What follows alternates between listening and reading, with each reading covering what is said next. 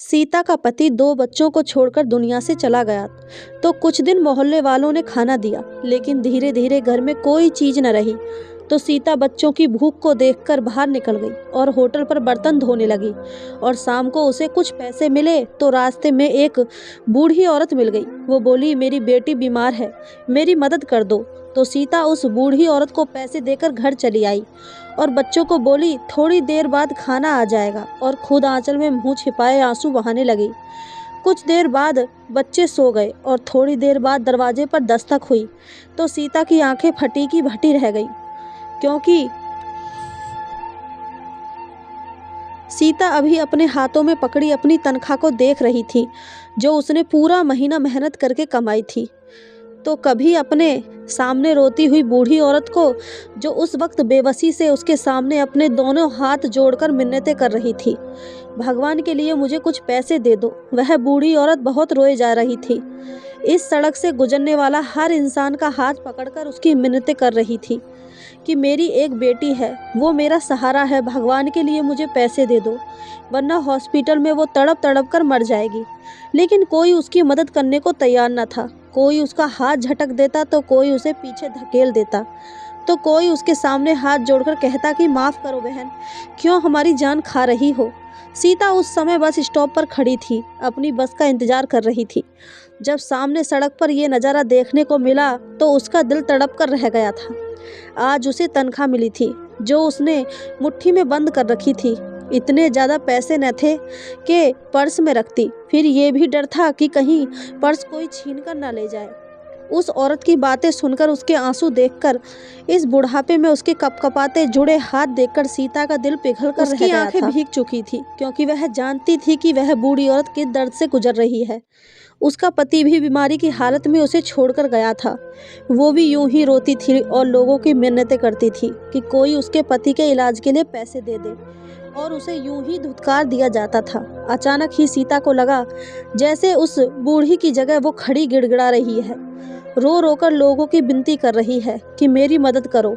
उसने 2 कदम आगे बढ़ाए थे ताकि चुपके से उस बूढ़ी औरत के हाथ में अपनी सारी तनख्वाह रख दे। हो सकता था कि उसकी बेटी बच जाती, लेकिन 3 कदम पर उसके पैर जम गए। अंदर से किसी ने उसे झंझोड़ा था। अपने बच्चे घर में रोते बिलखते नजर आए, जिन्होंने पूरा महीना बड़ी मुश्किल से सूखी रोटी खाकर गुजारा किया था। वह सोच रही थी घर जाते ही सबसे पहले राशन लेगी और घर में बच्चों को अच्छा खाना खिलाएगी। वह खुद भी भूखमरी की जिंदगी गुजार रही थी, इसलिए बच्चों को रोते चेहरे उसकी बेड़ियां बन रहे थे।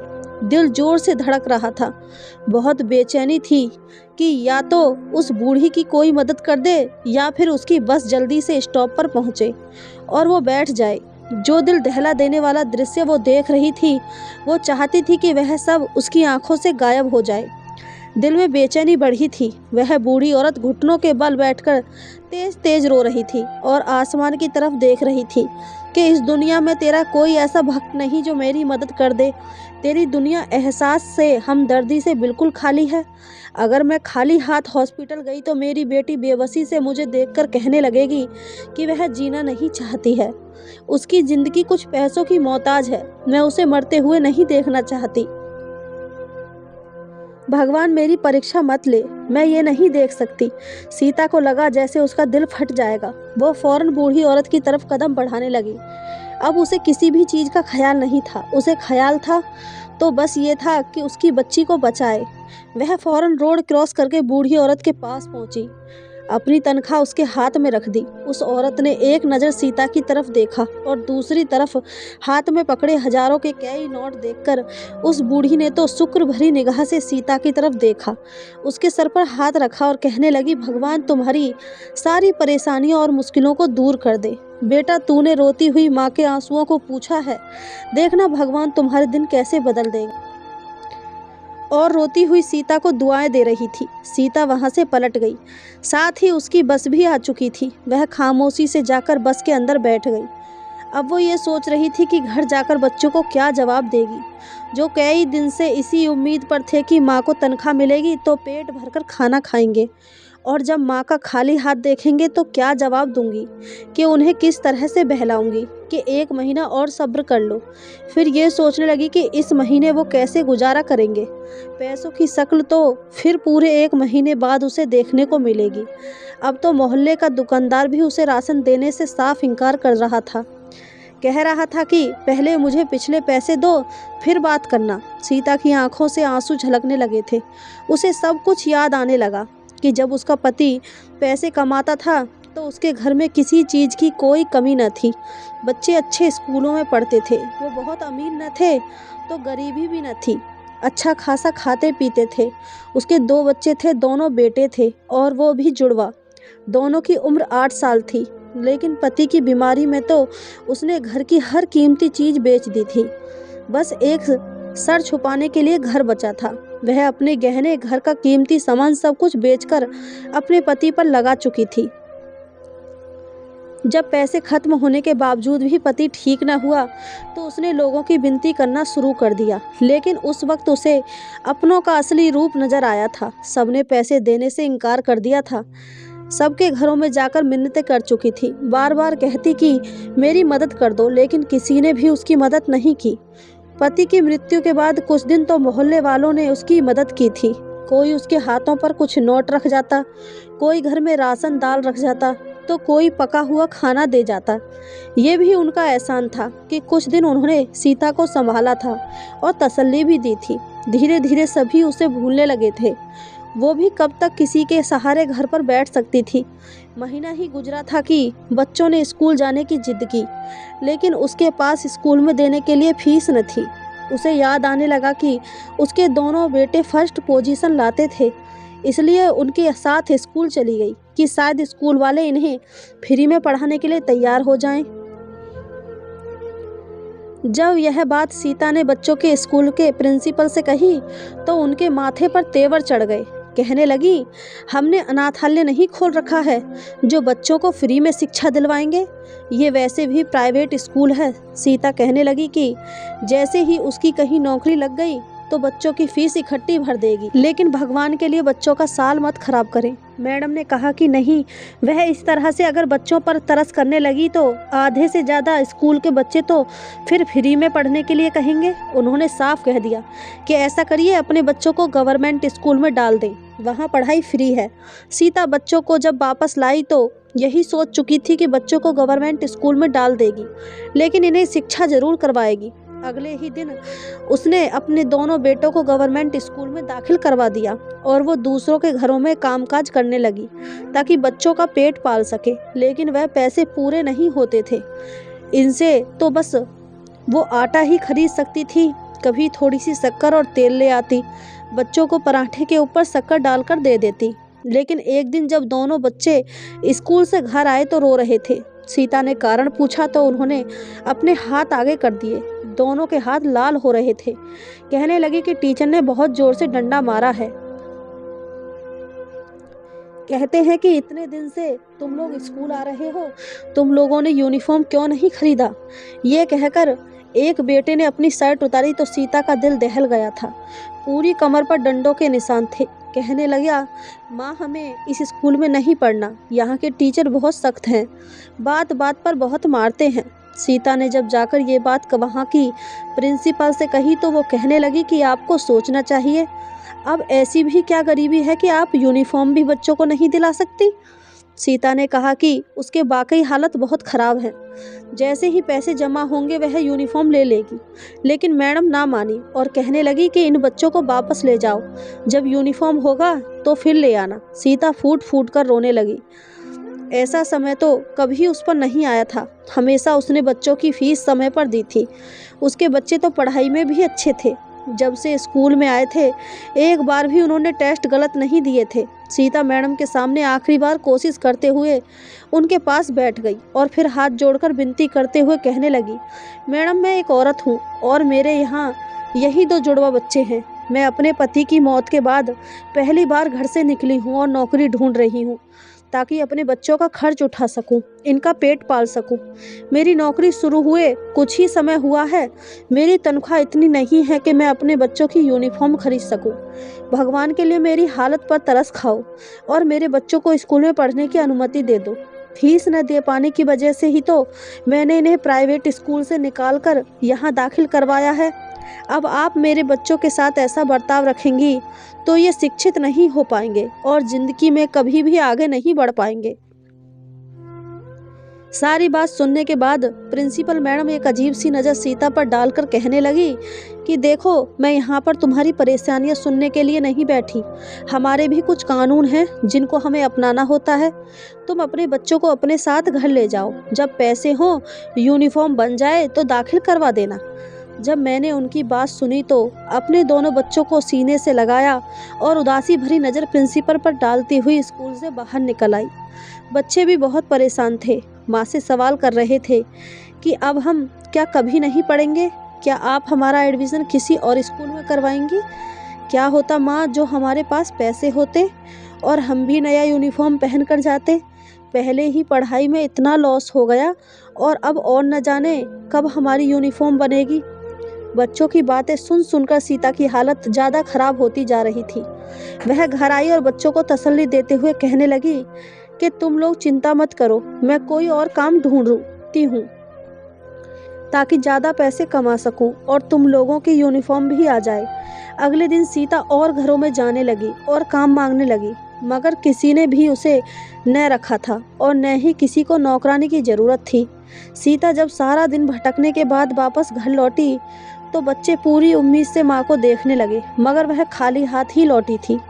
कई दिन तक वो नौकरी ढूंढती रही और आखिर वो एक दिन अपने मोहल्ले से निकलकर शहर की तरफ चली आई। उसे एक होटल नज़र आया था जहाँ पर 12-13 साल का लड़का बर्तन मांज रहा था। बर्तन इतने ज़्यादा थे कि बगैर 2 आदमी के वो बर्तन नहीं धो पा रहा था। तो सीता फौरन होटल के मालिक के पास चली गई और जाकर कहने लगी कि साहब, मैं गरीब और विधवा औरत हूँ, मुझे काम के लिए रख लो। मैं आपके होटल में झाड़ू पोछा कर दिया करूँगी और बर्तन मांज दिया करूँगी, बदले में मुझे पैसे दे दिया करना। मालिक ने जब उस औरत को देखा तो पहले तो फौरन इनकार कर दिया, कहने लगा कि नहीं नहीं, मैं किसी औरत को यहाँ पर काम करने के लिए नहीं रख सकता। यहाँ पर काम करने वाले नौकर सभी मर्द हैं। फिर कल को कोई ऊंच नीच हो गई तो बाद में मुझ पर आफत आएगी। लेकिन सीता फौरन हाथ जोड़कर रोने लगी और कहने लगी कि मैं पूरी तरह घूंघट में रहकर सारा काम करूँगी। भगवान के लिए मेरी हालत पर रहम करो, मेरे बच्चे भूखे हैं, मुझे काम की ज़रूरत है। उसके आंसू देखकर मालिक का दिल पिघल गया तो मजबूरन उसे सीता को अपने होटल पर बर्तन मांजने के लिए रखना पड़ा। सीता की तो खुशी की सीमा न रही थी। वो इंसान सीता को ज़्यादा ही पैसे दे रहा था। सीता खुश थी कि इस महीने की तनख्वाह से वो अपने बच्चों का यूनिफॉर्म तो ले लेगी। सुबह से शाम तक उसे यहीं पर काम करना था। जो खाना बासी हो जाता वह मालिक सीता को दे दिया करता। वह जिस मोहल्ले में रहती थी वहाँ पर यह खबर फैलने लगी कि सीता तो होटल पर जाकर धंधा करती है और वहाँ पर पसंद होती है। कई लोग बातें बनाने लगे और सीता को भला बुरा कहने लगे। कई गांव की औरतें सीता के घर भी आईं और कहने लगी कि ये क्या तरीका ढूंढ निकाला है? क्या तुम्हें अपने पति की इज्जत की जरा भी परवाह नहीं? ये कहाँ होटलों में जाकर तुम काम करती फिर रही हो? तुम्हें कोई और जगह नहीं मिली थी? सीता ने यह सुना तो हैरत में पड़ गई। वो पहले तो चुप रही, मगर जब लोग हद से ज़्यादा बढ़ने लगे तो वह फूट फूट कर रोने लगी। कहने लगी कि मैं कब तक तुम लोगों के सामने हाथ हिलाती रहूँगी? कब तक मैं तुम लोगों के दरवाजे पर नज़र जमाए रखूँगी कि कोई आए हमें आटा सब्जी लेकर दे? तुम लोग अपने घरों में खुश होकर ज़िंदगी गुजार रहे हो, मगर मेरे बच्चों का क्या हम भूखे रहकर मर जाएं? मोहल्ले का परचून वाला जो हर तरफ से अफवाहें फैला रहा है कि मैं होटल पर काम करती हूँ, क्या आपने उससे पूछा है कि उसने मुझे आखिरी बार सौदा कब दिया था? जब भी कोई चीज़ लेने जाओ तो ये कहकर इनकार कर देता है कि पहले पुराना उधार चुका दो, तभी और सामान मिलेगा। जब आप सब लोगों ने हमसे हाथ खींच लिया है तो मुझे कुछ ना कुछ तो करना था ना, मगर पल्ला तो गांव वालों का ही भारी था। वो सीता को ही बुरा भला बोलकर समझाने लगे और उस पर दबाव डालने लगे कि वह मोहल्ला छोड़कर चली जाए। हम घर के बाहर निकलकर काम करने वाली औरतों को अच्छा नहीं समझते। बड़ी मुश्किल से सीता ने लोगों के ताने सुने थे और इसके बावजूद डटकर खड़ी रही। क्योंकि वह जानती थी कि वह गलत नहीं है। जो वो कर रही है वो अपने बेटों का पेट पालने के लिए कर रही है। लोगों का क्या है, आज सीता के पीछे पड़े हैं, कल किसी और के पीछे पड़ जाएंगे। घर में राशन न होने के बराबर था। सिर्फ इतना ही आटा बचा था कि अगर वो दिन में एक वक्त खाना खाते हैं तो ये मुश्किल से एक हफ्ते तक आटा इस्तेमाल हो सकता था। सीता को फिक्र सताने लगी थी। कुछ दिन तक तो वो होटल से खाना लाती रही, मगर अब उसके लिए बासी खाना बचता ही न था, क्योंकि होटल में काम करने वाले बाकी नौकरों में से कोई न कोई वह खाना ले जाया करता और उसकी बारी न आती। मजबूरन बच्चों को भूखा रखने की नौबत आ गई। वो 2 दिन में एक समय का खाना खा सकते थे और बाकी सारा दिन पानी पीकर गुजारा करते। जबकि माँ घर आती तो बच्चे उसके हाथों की तरफ देखते हैं कि शायद वह इस बार होटल से कुछ ले आई, मगर उसके हाथ खाली होते। सीता अपने बच्चों को बहलाने लगी और कहने लगी कि बेटा, जैसे ही तनख्वाह मिलेगी मैं तुम लोगों के लिए मज़े के पकवान बनाऊंगी, तुम लोग पेट भरकर खाना खाना। तो बच्चे ख्याली पुलाव सुन सुनकर खुश होते रहते और उस वक्त का इंतज़ार करते रहते। हर रात यही सोचते कि आज माँ को तनख्वाह मिले। तनख्वाह मिलने में कितने दिन बाकी रह गए हैं। वक्त था कि गुजरने का नाम ही नहीं ले रहा था।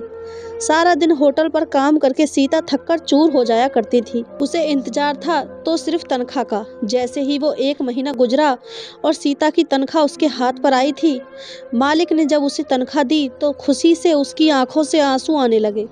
वह मुस्कुराकर इन पैसों को देखने लगी। इन पैसों का इंतजार तो उसे न जाने कितने हफ्तों से था। 1 घंटा उसे 1 साल के बराबर लग रहा था। वह खुशी से होटल के मालिक को धन्यवाद करने लगी और दिल ही दिल में सोचने लगी कि इन पैसों से वह सबसे पहले राशन खरीदेगी और आज अच्छा सा खाना बनाकर अपने बच्चों को खिलाएगी। कितने दिनों से वह पेट भरकर खाना नहीं खा रहे थे और बाकी पैसे बचाकर उनसे बच्चों के लिए यूनिफॉर्म लेगी ताकि वह स्कूल में जा सके। उसके बच्चों के जूते कपड़े सभी तो खराब हो चुके थे। पति के इलाज ने तो घर में कुछ भी न छोड़ा था। उसने अपने दहेज का सामान भी सेकंड हैंड कहकर बेच दिया था ताकि जो पैसे आए उससे घर का खर्च चल सके।